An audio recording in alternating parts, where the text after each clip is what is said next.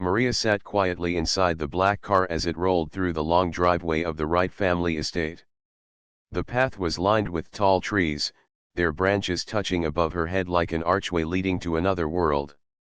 At the end stood a mansion so large that it looked like a palace. Its white walls shone under the evening lights, and the air smelled of roses planted carefully along the sides. Maria had seen big houses before, but this was different. The Wrights were not just rich, they were one of the oldest and most powerful families in the country. For generations, their name had been connected with wealth, influence, and prestige. Tonight, she was here not as a guest but as a business leader, ready to sign a deal worth $900 million. She adjusted her blazer, brushed away a small wrinkle, and took a deep breath.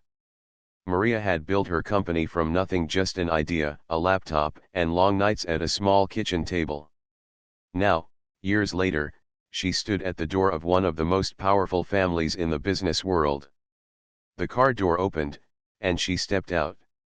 The cool breeze touched her face, but her steps were firm.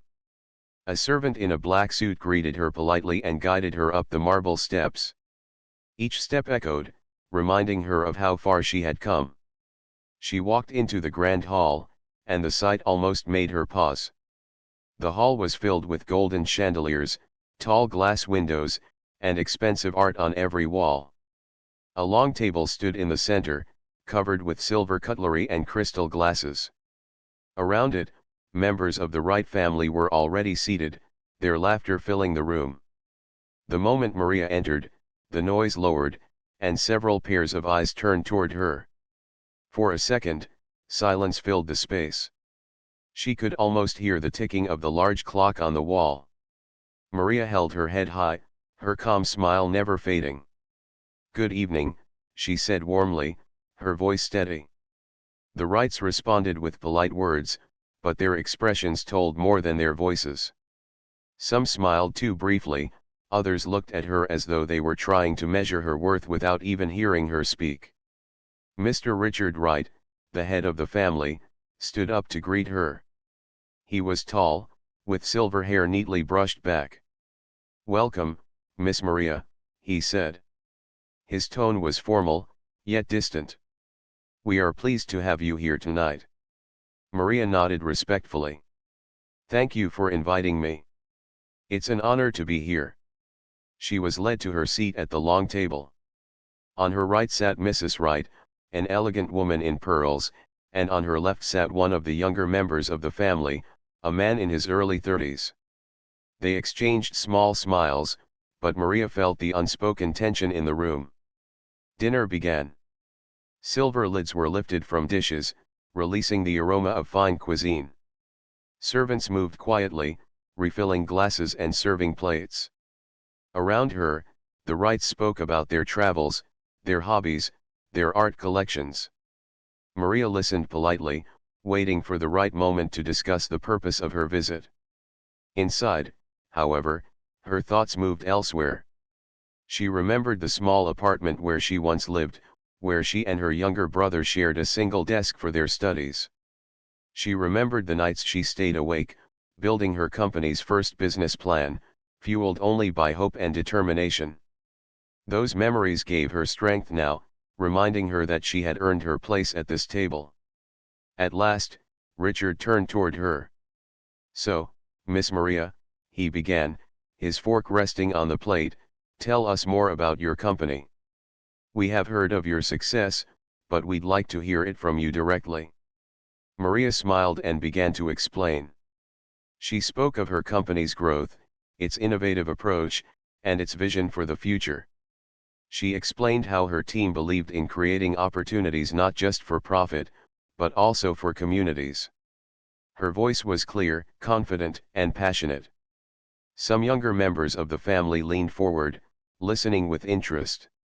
Their eyes lit up at her ideas. But Maria noticed a few older faces exchanging looks, small smirks that they tried to hide behind their glasses. She ignored it, focusing instead on the people who seemed genuinely curious. As she continued, she caught sight of a painting on the wall, a portrait of the Wright family generations ago. They stood tall, proud, untouched by struggle. For a moment, Maria compared it to her own family photo at home, one where smiles were wide but clothes were simple. Yet, in her heart, she felt no shame. If anything, she felt pride. When she finished speaking, there was a polite round of applause. Richard gave a nod. "Impressive," he said, though his voice carried little warmth. Maria thanked him and lifted her glass of water. She reminded herself that tonight was only the beginning. Whatever awaited her in this grand hall, she would face it with dignity. Because she knew something the Wrights did not, true power came not from old names or golden halls, but from resilience, vision, and the courage to never bow down. And with that thought, she smiled. The night had only just begun. The evening carried on as the Wright family enjoyed their grand dinner. The chandeliers sparkled above the long table, casting warm light on every polished plate and glass. Yet, behind the glitter, Maria could sense a thin layer of coldness around her. Smiles appeared, but they did not always reach the eyes. Compliments were spoken, but they were brief, almost forced. Maria remained calm. She had learned long ago that patience was her greatest strength. She sat tall, her shoulders straight, and listened carefully as the family continued their conversations. They talked of art auctions, summer houses by the lake, and their recent holidays in distant countries. When the talk shifted toward business again, Maria leaned in and explained more about her company. She spoke about her new projects, her growing team, and the technology that set them apart from others. Her words were full of passion, and for a moment, the room grew quiet as some listened closely. But then, in the corner of the table, two voices broke into soft whispers. "She talks well," one of the younger Wright cousins murmured to another, his lips half curved into a smile. "But can someone like her really handle a deal this size?" The other cousin chuckled under his breath. "It looks good on paper, but I wonder how long she can keep such a company alive." They thought they were speaking quietly enough, but Maria's ears caught their words. Years of facing doubt had sharpened her ability to notice such things. The words fell heavy on her heart, but her face did not change. She took a small sip of water and placed the glass gently back on the table, her hand steady. Inside, however, memories returned. She remembered the first investor meeting years ago, when someone had dismissed her plan without even looking at it. She remembered the voices of people telling her she was reaching too high, that her dreams were impossible. Those whispers tonight were no different. Still, she chose silence. She smiled and continued her explanation, guiding the discussion back to her company's vision. Her voice remained firm, her eyes steady. She would not let whispered laughter take away her dignity. But the room seemed to have its own rhythm. Each time Maria spoke with strength, another pair of eyes rolled, another smile curved in a way that was not kind. The younger Wrights who admired her looked uncomfortable, glancing around as though unsure whether to speak up. The older ones carried themselves with quiet pride, as if convinced that their judgment was final. One moment stood out clearly. Maria had just explained how her company's project was helping small businesses grow. She spoke of training programs, new opportunities, and the way her work was bringing change. Across the table, she heard another low voice. "Charming story," someone muttered. "But charity does not win $900 million deals." The words were meant to be hidden, but they were sharp enough to cut through the air. Maria glanced toward the speaker but said nothing. She simply offered a calm nod, as though the remark had not touched her. Yet, in her heart, she felt the familiar ache of being underestimated. For a few minutes, she allowed the family to continue their conversations. They laughed among themselves, shared jokes about their past gatherings, and exchanged stories about business partners they had worked with before. Maria listened, not because she was entertained, but because listening had always been her quiet weapon. Through silence, she often learned more than words could reveal. And what she saw tonight was clear: respect was thin, Curiosity was shallow, and trust was not yet offered. Still, she reminded herself why she was there. She thought of her employees, hundreds of hard-working people who believed in her. She thought of the young interns who often told her, "You inspire us to dream bigger." She thought of her family, who looked at her as proof that determination could carry anyone beyond their circumstances. Those thoughts wrapped around her like armor, protecting her from the sting of whispers. Dinner continued. Plates were cleared, and another course was served. The laughter grew louder, glasses clinked, and the night moved forward. On the surface, everything looked perfect.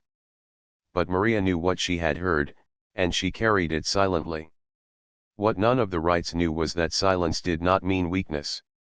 Silence, for Maria, was strength preparing itself. She had faced whispers before. She had been laughed at before. But each time, she had risen higher. And tonight, though the Wright family did not yet know it, their whispers had only given her more reason to stand firm. As dessert was served, Maria looked around the grand hall again. She studied each face, memorizing their expressions. And quietly, in her heart, she made a promise to herself: she would finish this evening with grace. But she would never forget what she had heard. The deal was still on the table, but respect was not. And for Maria, that truth meant everything. The laughter around her grew once more, but this time, Maria was no longer listening. She was already thinking about the steps ahead, her mind sharper than ever. The night was far from over, and neither was her story.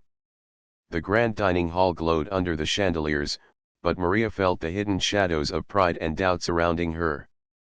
The Wright family continued to laugh and chat, their words moving from one story to another. Yet Maria noticed how their tone shifted whenever she spoke. Some listened with polite nods, while others looked away, whispering quietly among themselves. Still, Maria did not let her emotions show. She had learned the art of silence, and she carried it with dignity. She sat tall, her eyes calm, her voice steady. Inside, however, she repeated to herself the same words that had guided her through the hardest nights: do not bow. Do not break. Keep going.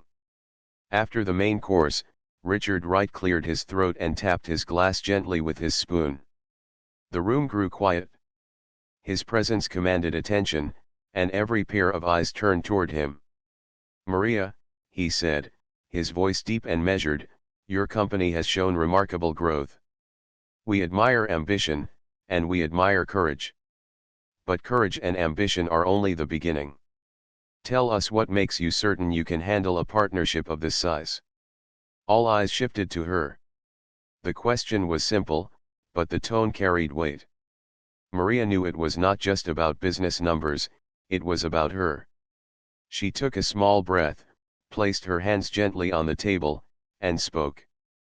"Because I have handled things much heavier than numbers," she said. Her voice was clear, each word carrying strength. "I started with nothing but an idea and determination. I faced doubt at every step.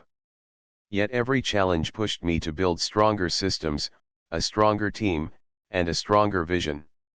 This partnership is not too big for me. If anything, it is the right size for what we are ready to achieve." The room fell quiet for a moment. Some of the younger Wrights exchanged surprised looks, impressed by her confidence. A few of the older ones shifted in their seats, their expressions unreadable. Then one of the uncles chuckled softly. "Strong words," he said, lifting his glass. "But words are easy. Results are harder." Maria met his gaze without flinching. "Results are what I built my company on," she replied. "Without results, I would not be sitting here tonight." Her tone was calm, not sharp. It was not defiance, it was truth. The table grew quiet again, and for a few moments, the sound of silver spoons against plates filled the air. Maria looked down at her dessert but barely touched it. She was too focused on the energy in the room, watching, listening, feeling. She remembered the first office she rented. The walls had been bare, the furniture second-hand, the electricity sometimes unreliable. She remembered sitting with her small team late into the night, drawing plans on whiteboards, drinking cheap coffee, and believing that one day their work would be recognized. And now she sat here, in a golden hall, across from a family that measured worth by old wealth. Her heart whispered, "Do not let them decide your value. You already know it." The conversation shifted again, this time led by Mrs. Wright. She smiled kindly, though Maria could sense a layer of distance beneath it. "You speak with passion, dear," she said. "But passion must be guided by tradition.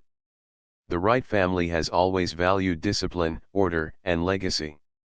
Tell me, how does your company fit into such a world?" Maria turned toward her. "By building a new kind of legacy," she answered softly. "One that proves success is not only inherited, but earned. My company is not just about numbers, it's about people. And people are the truest legacy of all." The younger cousin sitting beside Maria looked at her with wide eyes. It was clear he admired her words, though he remained quiet out of respect for his elders. Once again, silence hung in the air. Some nodded faintly, others looked doubtful. Maria did not press further. She had said enough for now. As the servants cleared the plates, Maria leaned back in her chair and observed the room. She realized something important: she was not here to impress everyone. She was here to speak her truth, and whether they accepted it or not, her worth would not change. The Wrights might have their pride, their traditions, and their doubts. But Maria had her journey, her scars, and her silent strength. And no whispered laughter or doubtful smile could erase that. The evening slowly reached its end. The family rose from the table, some engaging in small conversations, others preparing to leave the hall. Maria walked with them, graceful and composed, though her heart carried the weight of their judgments. As she passed by the tall windows, she caught a glimpse of her reflection against the night sky. She saw not just herself, but every struggle she had endured, every barrier she had broken, and every dream she had carried. She whispered in her heart, "Strength is not loud. Strength is silent. And tonight, silence will be my shield." And with that thought, she smiled faintly, ready for whatever the night would bring next. The night stretched on, and the Wright family moved from the dining hall to a smaller lounge filled with soft chairs, golden lamps, and shelves of rare books. Servants carried trays of tea and coffee, offering delicate cups to each guest. The atmosphere seemed lighter now, but Maria sensed that something was about to shift.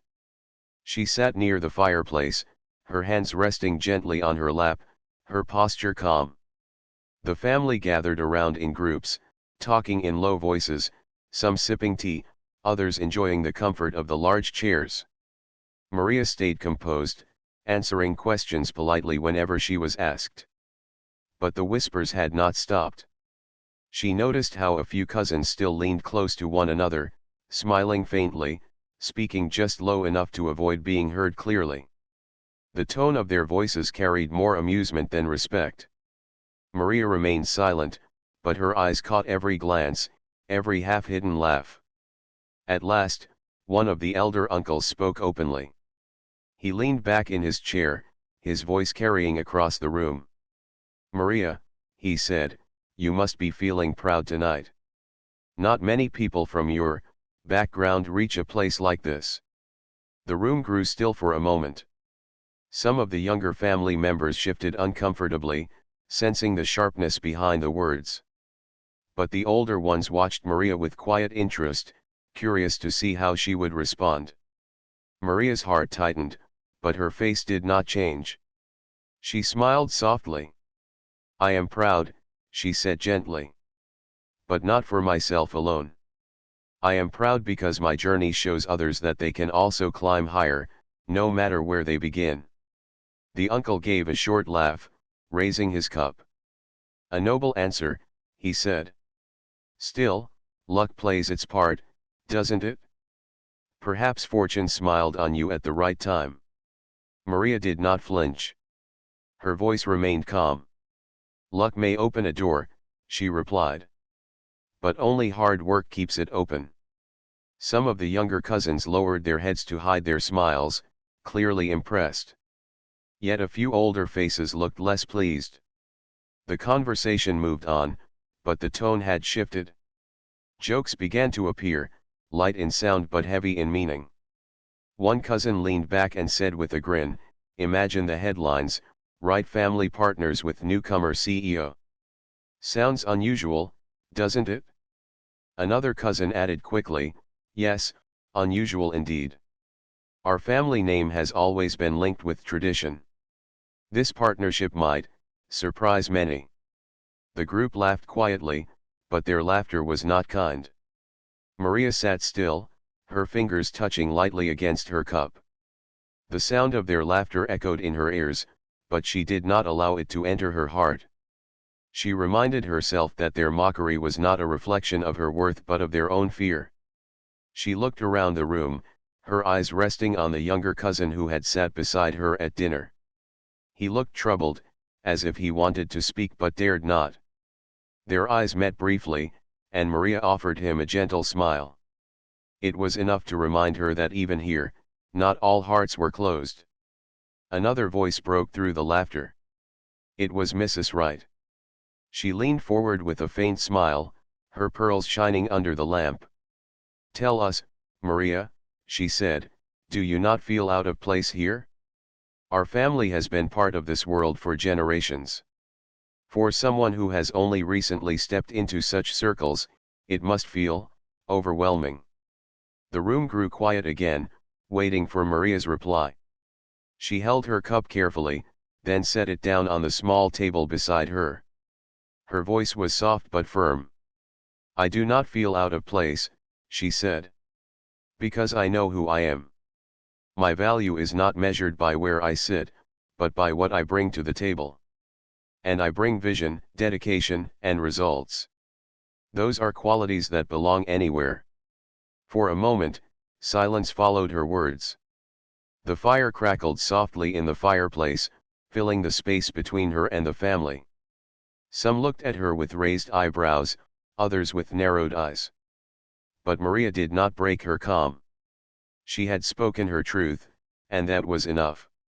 The night continued with more conversations, but Maria felt the weight of what had just happened. The open mockery had shown her the truth that whispers could no longer hide. The Wright family did not see her as an equal. Yet she did not leave with bitterness in her heart. Instead, she carried with her a quiet decision. Respect, she thought, was the foundation of every true partnership. And without respect, no deal could ever hold real value. As the clock chimed late into the night, Maria prepared to leave the lounge. She thanked the family with grace, her voice polite and steady. But inside, her heart had already begun to shape the choice she would make soon, one that would surprise every person in that golden room. She walked toward the tall doors, her steps slow but firm, the laughter of the family still echoing behind her. Yet her silence spoke louder than any words she could have said. The lounge grew quieter as the evening stretched on. The family conversation softened, and the glow from the fireplace painted golden light across the polished wooden floor. Maria sat with steady grace, but her heart carried the weight of everything she had heard. The whispers, the hidden laughter, the open remarks, all of it was still fresh in her mind. For a while, she thought about staying silent until the end of the night. She had done it before, choosing silence to keep peace. But something inside her began to stir. She remembered the words she had spoken earlier, "Respect is worth more than numbers." Now those words pressed against her chest, waiting to be spoken aloud. The moment came when Richard Wright rose to his feet. His tall figure stood near the fireplace, his silver hair shining under the light. He cleared his throat, and the family gave him their attention. "Tonight has been a pleasant evening," he said, his voice deep. "Maria, your company has shown promise, and we appreciate the effort you have made to come here. But as you may know, Our family values tradition, discipline, and history. Partnerships of this size are not entered into lightly. We must ask ourselves, do we see in you the same legacy that our name carries? The words hung heavy in the air. Maria rose slowly from her chair. Her heart beat fast, but her face showed calm. She looked around the room, meeting each pair of eyes, some curious, some doubtful, some quietly mocking. She knew this was the moment she had to decide who she truly was. Her voice was gentle but strong. I came here tonight to discuss a partnership built on vision and trust. But what I have received instead are whispers, doubts, and questions about whether I belong. Let me answer that clearly: I belong wherever hard work, results, and dignity are valued. If this room cannot see that, then this room is not where my company's future lies. A silence spread across the lounge. No one moved. Even the crackling fire seemed to pause. Maria continued, her words flowing with quiet power. I did not build my company with golden walls or family wealth. I built it with long nights, with a team that believed in me, with a dream that would not die even when doors closed. My legacy is not built on inheritance, it is built on resilience. That is why my company has grown. That is why my people trust me. And that is why I stand here today. Some younger cousins looked down, ashamed of the laughter they had shared earlier. A few of the older ones frowned, clearly uncomfortable with her boldness. But Maria was no longer speaking for their approval. She was speaking because her dignity demanded it. Her eyes turned to Richard Wright. You asked if I can handle a deal of this size. Let me say this clearly: I can. But the question I must ask in return is, can you handle working with someone who will not bow to old prejudice, someone who values respect above tradition? If the answer is no, then perhaps this partnership was never meant to be. The words landed like stones in still water, sending ripples across the room. Mrs. Wright shifted in her chair, her pearls catching the light. Maria, she began softly, surely you understand that. But Maria lifted her hand gently, her voice calm. I do understand. I understand that wealth without respect is empty. I understand that tradition without fairness is hollow. And I understand that no number, no matter how large, can replace dignity. If respect is missing at the start, it will never appear later. The silence grew deeper. For the first time, the Wright family seemed unsure of themselves. Their laughter was gone, their whispers silenced. Maria straightened her blazer, her calm smile returning. I came here tonight ready to sign a $900 million deal. But I cannot sign away my values. Respect is the foundation of every true partnership. Without it, there is nothing to build on. Her words carried finality. The choice was clear. She looked once more around the room, her eyes soft but firm. I thank you for your time and hospitality. But I will not continue this discussion. My company's future lies with those who value not just numbers, but people. Then she bowed her head politely and stepped away from her chair. The family watched in silence, some shocked, some angry, some thoughtful. No one stopped her. For the first time that evening, Maria felt free. As she walked toward the tall doors, her steps echoed softly across the floor. The glow of the chandeliers followed her, but she no longer needed their light. She carried her own. And though the Wright family remained in their golden lounge, Maria knew she had risen higher than any deal could take her. The turning point had come and she had chosen dignity over wealth.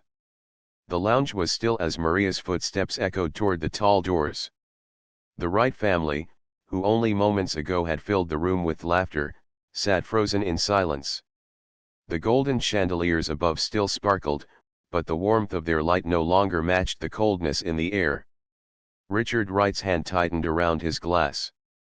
He was a man used to control, used to commanding respect with little more than a look. But tonight, his power seemed to slip. He had expected Maria to bend, to wait patiently for their approval, to prove her worth again and again. Instead, She had risen, spoken with clarity, and walked away from the very deal they thought she desperately wanted. One of the cousins broke the silence first. Did she just cancel it? His voice was quiet, almost a whisper, but it carried across the room. The elder uncle leaned forward, his brow furrowed. $900 million, he muttered. She walked away from it as if it were nothing.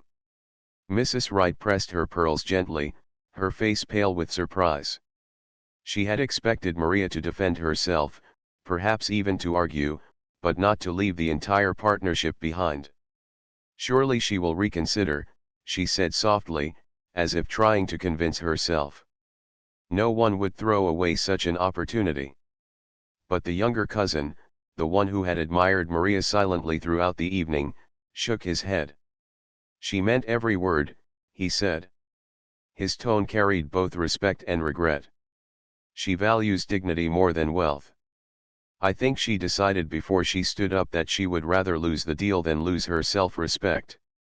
Richard's eyes narrowed.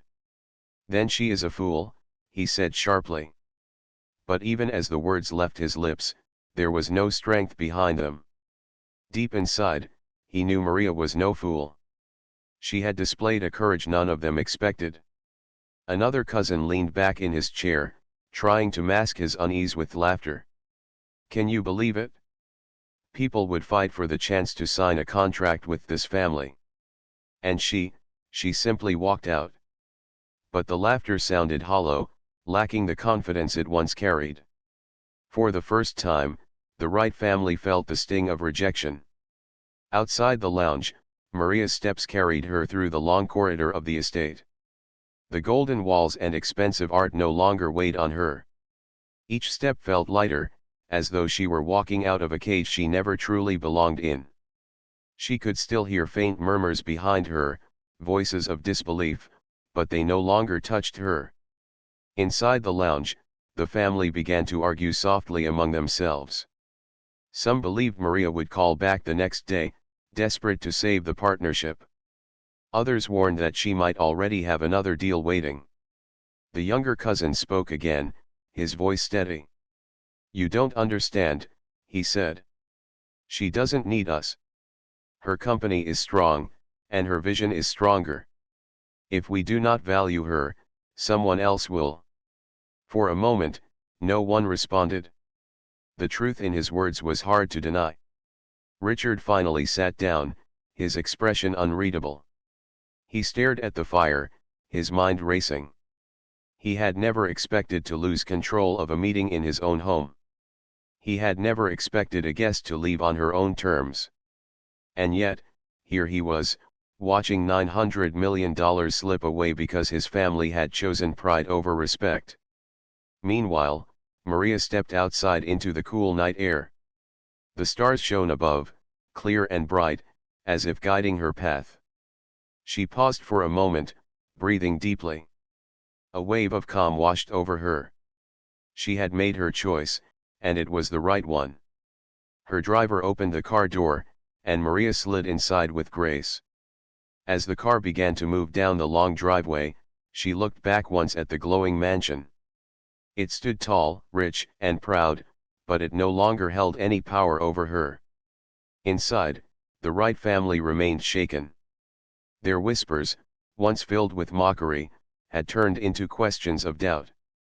What if she signs with another firm, one asked. What if this damages our reputation, another worried. Richard lifted his hand, demanding silence. His face was stern, but his eyes betrayed unease.